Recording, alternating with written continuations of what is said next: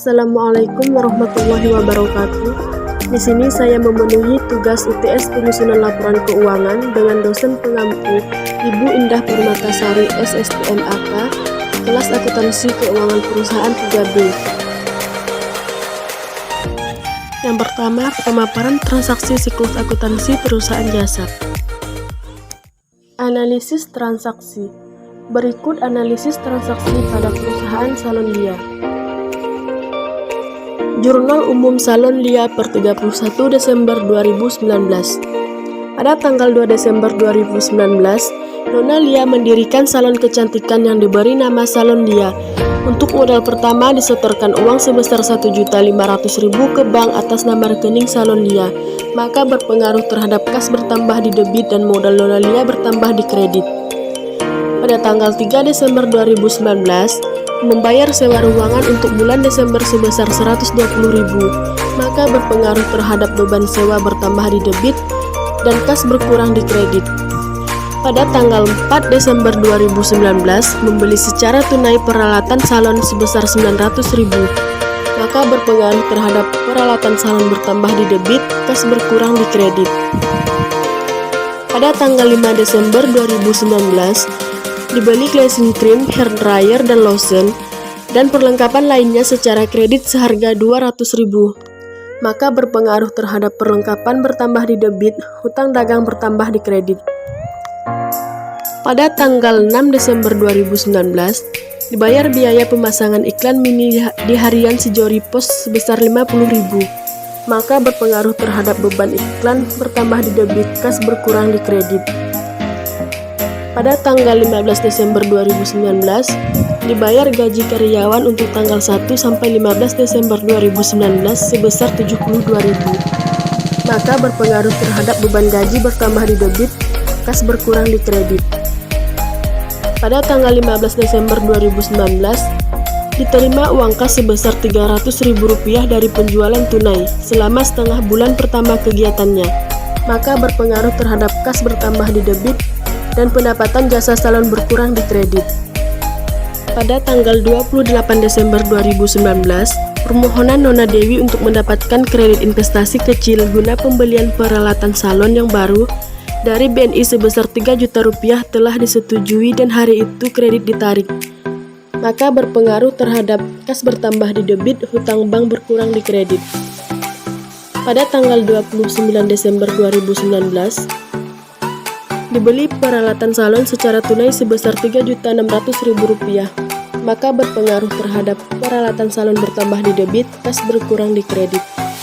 Pada tanggal 31 Desember 2019, diterima uang kas sebesar Rp400.000 dari penjualan tunai selama setengah bulan terakhir, maka berpengaruh terhadap kas bertambah di debit, pendapatan jasa salon berkurang di kredit.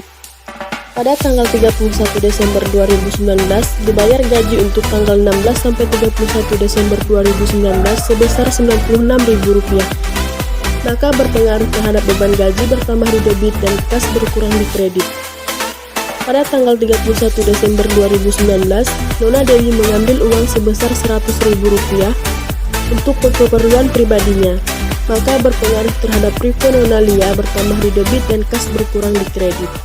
Buku besar Salon Lia per 31 Desember 2019. Neraca saldo sebelum penyesuaian Salon Lia per 31 Desember 2019. Jurnal penyesuaian Salon Lia per 31 Desember 2019. Neraca lajur Salon Lia per 31 Desember 2019. Neraca Salon Lia per 31 Desember 2019. Laba rugi pada Salon Lia per 31 Desember 2019. Jurnal penutup pada Salon Lia per 31 Desember 2019. Yang kedua, pemaparan siklus akuntansi perusahaan dagang. Berikut analisis transaksi pada perusahaan dagang selama bulan Desember 2015. Jurnal pembelian pada siklus akuntansi perusahaan dagang. Pada tanggal 2 Desember, nama pemasok gudang HNI HPAI Pusat menyediakan persediaan sebesar Rp7.210.000 dan utang dagang sebesar Rp7.210.000. Pada tanggal 3 Desember, nama pemasok kios HPAI persediaan sebesar Rp2.360.000 dan utang dagang sebesar Rp2.360.000. Pada tanggal 10 Desember, kios HPAI persediaan sebesar Rp1.520.000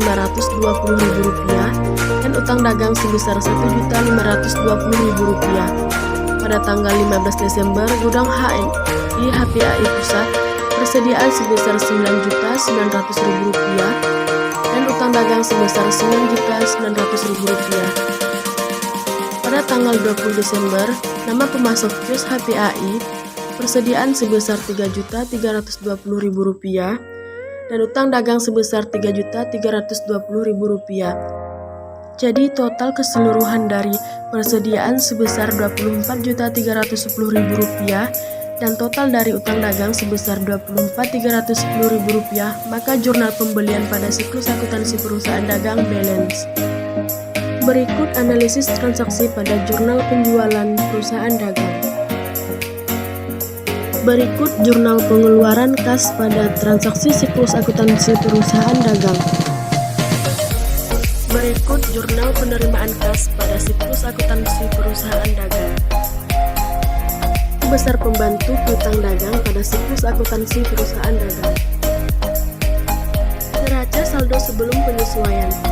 Akun yang terdapat adalah neraca saldo sebelum penyesuaian. Yang pertama kas, yang kedua piutang dagang, 3 persediaan barang dagang, 4 perlengkapan, 5 asuransi dibayar di muka, 6 kendaraan, 7 akumulasi penyusutan kendaraan, 8 peralatan, 9 akumulasi penyusutan peralatan, 10 utang dagang, 11 utang gaji, 12 beban yang masih harus dibayar, 13 utang bank, 14 modal, 15 penjualan, 16 retur dan potongan penjualan, 17 diskon penjualan, 18 beban pokok penjualan, 19 beban iklan, dan terakhir beban gaji.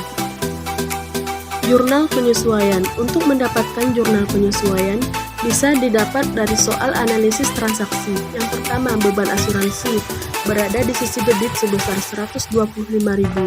Asuransi dibayar di muka berada di sisi kredit sebesar Rp125.000. Yang kedua, beban perlengkapan berada di sisi debit sebesar Rp200.000. Perlengkapan berada di sisi kredit sebesar Rp200.000. Yang ketiga, beban depresiasi kendaraan berada di sisi debit sebesar Rp100.000. Akumulasi depresiasi kendaraan berada di sisi kredit sebesar Rp100.000. Yang keempat, beban depresiasi peralatan sebesar Rp125.000 di sisi debit. Akumulasi depresiasi peralatan sebesar Rp125.000 di sisi kredit. Yang kelima, beban listrik, air, dan telepon berada di sisi debit sebesar Rp100.000. Beban yang masih harus dibayar berada di sisi kredit sebesar Rp100.000. Maka hasil keseluruhan dari jurnal penyesuaian tersebut sebesar Rp650.000 di sisi debit dan Rp650.000 di sisi kredit. Maka hasilnya balance. Neraca lajur.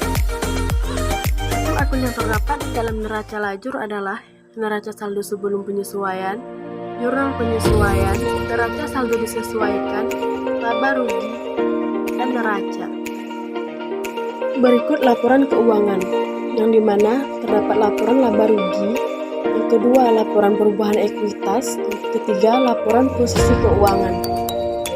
Berikut jurnal penutup per 31 Desember 2015. Yang terakhir neraca saldo setelah penutupan per 31 Desember 2015.